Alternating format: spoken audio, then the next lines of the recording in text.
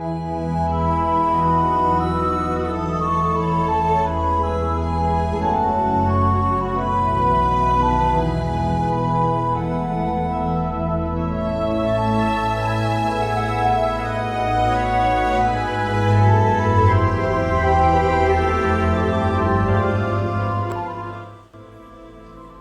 brothers and sisters, greetings. Today we celebrate the 32nd Sunday in Ordinary Time. St. Paul said it in 1 Corinthians 15 verses 16 and 17, "If Christ is not risen, vain is our preaching, and vain is your faith." Paul's words remind us how essential to our faith the resurrection is. It is the death and resurrection of Christ we celebrate each week at the Eucharist. But not so for the Sadducees of this Sunday's Gospel who did not believe in the resurrection of the dead. They thought they could trap Jesus by posing a question which seems to make the resurrection absurd. A woman had been married to 7 husbands in succession. The question was whose wife she should be after the resurrection.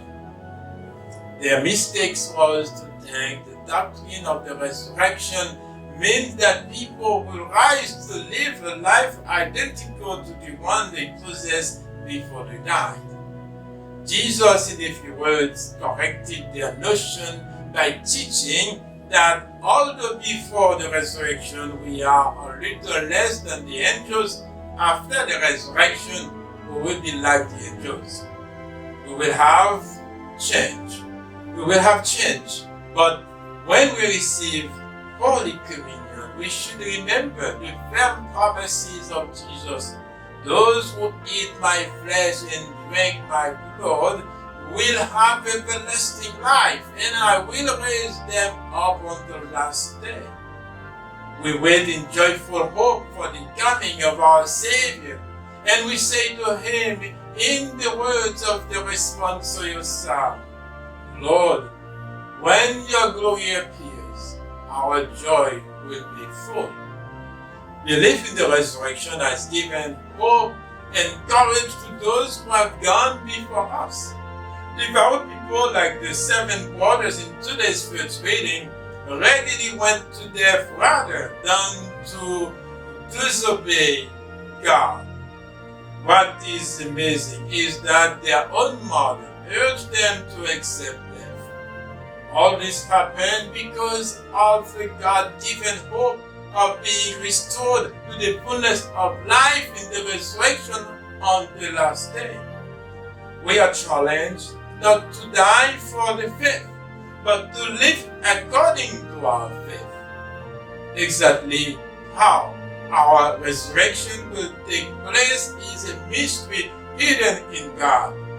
But we can be sure that it will be a great marvel because we will share in the resurrection of Jesus Christ. Indeed, Jesus reminds us today that the work of creation is not finished. Our spirit and glorified body that we'll have will be infused with the strength and beauty and glory of immortality of God. But we need to cooperate with this plan that God has for us. This is why Christ came to us to show us the way. This is one of the reasons why we gather for the Eucharist each week or each day, to remember that Jesus taught us and to remember what He did for us and why. We need, my brothers and sisters, to believe in the resurrection of our Lord, to believe as well one day our physical bodies will be transformed, will be changed, and we will be with God. So that's our hope and that's our faith in the resurrection of our Lord. May God bless you.